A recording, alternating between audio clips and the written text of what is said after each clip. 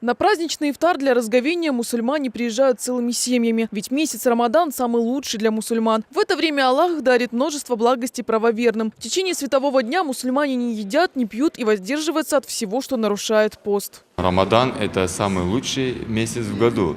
Точно так же, как и пятница – это самый лучший день в неделе, то Рамадан – это самый лучший месяц в году. И Аллах приказал мусульманам соблюдать пост именно в месяц Рамадан.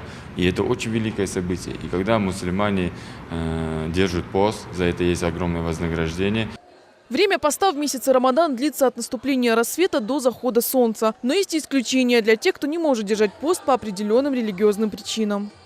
Могут не держать пост путешественники, которые совершают путешествия на дальнее расстояние, а также беременные и кормящие матери, а также больные, которые не в состоянии держать. И те, которые имеют оправдание, то есть достоверный врач, мусульманин, сказал, что держать им пост не под силу. Священный месяц Рамадан – это особый месяц, в который мусульмане стремятся увеличить свое поклонение. Перед входом в зал для праздничного ифтара стоит столик с различной атрибутикой – от молитвенных ковриков до четок. Их мусульмане используют, выполняя намаз и восхваляя Бога. Ифтар происходит во всем мире. Во всем мире. Несмотря на то, что трудно мусульманам, или хорошее настроение, или как-то еще, мусульмане собираются во всем мире. И если даже не масштабные мероприятия, но даже дома в кругу своей семьи собираются и делают ифтар. Получать религиозные знания, обучаться основам веры нужно с детства. На ифтар все приходят с детьми. Для многих из детей держать пост совсем несложно. Вместе мы собирались, кушали, я помогал маме готовить.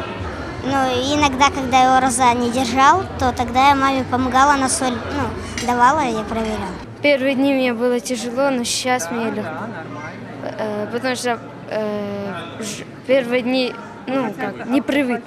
Ифтар начинается после захода солнца.